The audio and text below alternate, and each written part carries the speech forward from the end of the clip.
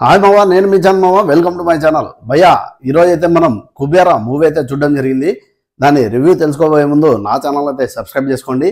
So ముందుగా story విషయానికి వస్తే, కుబేరా మూవీ ప్రపంచంలోనే ధనవంతుడు నెంబర్ 1 ధనవంతుడు కావాలనుకున్న ఒక బిజినెస్ మ్యాన్కి, తర్వాత సరిగ్గా ఒక పూట కూడా భోంచేయలేని ఒక బిచ్చగాడికి మధ్య జరిగే ఒక వార్ అని చెప్పొచ్చు.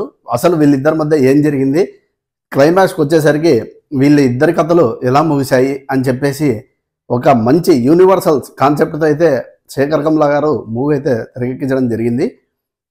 దీనికి తగ్గట్టుగానే ఆయన క్యారెక్టర్స్ని కూడా ఎంచుకోవడం జరిగిందనమాట. అసలు ధనుష్ గారు ఎందుకు ఈ మూవీకి చూజ్ చేసుకున్నారో శేఖర్ కమ్లా గారు అని ఫస్ట్లో నాకు డౌట్ వచ్చింది. బట్ మూవీ చూసిన తర్వాత అసలు ఆ డౌట్స్ అన్నీ పటాపంచలైపోయాయి. కారణం ఏంటంటే, క్యారెక్టర్ని ప్రాణం పెట్టి చేయగలిగే అసలు కొన్ని జుగుప్సాకరమైన సీన్లు ఉన్నాయన్నమాట. డంప్ యార్డ్లో పడ్డం కానీ, తర్వాత కొన్ని సీన్స్ అయితే ఉన్నాయి బిచ్చగాడుగా అడుక్కోవడం కానీ. అలాంటి సీన్స్లో ఎవరు పోయా నటిస్తారు. బట్ ధనుష్ హ్యాండ్సప్ అన్నయ్య. అలాగే ఈ స్టోరీకి తగ్గట్టు నాగార్జున గారు కూడా చాలా రోజుల తర్వాత ఒక మంచి స్క్రీన్ ప్రెజెన్స్ అయితే ఇచ్చారు. ఆయన వయసుకు తగ్గ క్యారెక్టర్లో చించేశారు భయ్య. ముఖ్యంగా రష్మిక గారి గురించి కూడా స్పెషల్గా చెప్పుకోవాలి.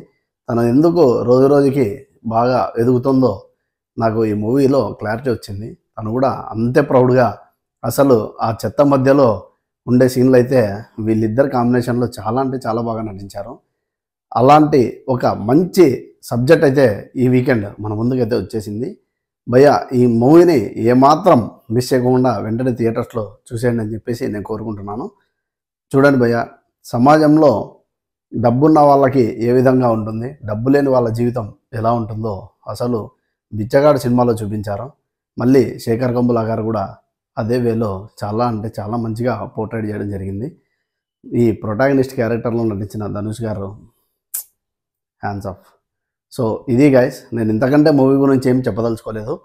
సెకండ్ హాఫ్లో అక్కడక్కడ కొన్ని మైనస్లు అయితే నాకైతే అనిపించాయి. బట్ అవన్నీ కూడా తొలగిస్తూ పోయిరా పోయిరా పోయిరా పోయిరా మావ ఆ సాంగ్ అయితే అలా నిలబెట్టేసింది అనమాట. అది గైస్ ఇవాల్టి movie review.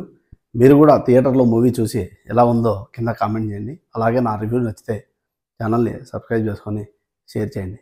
Thank you guys, thank you very much.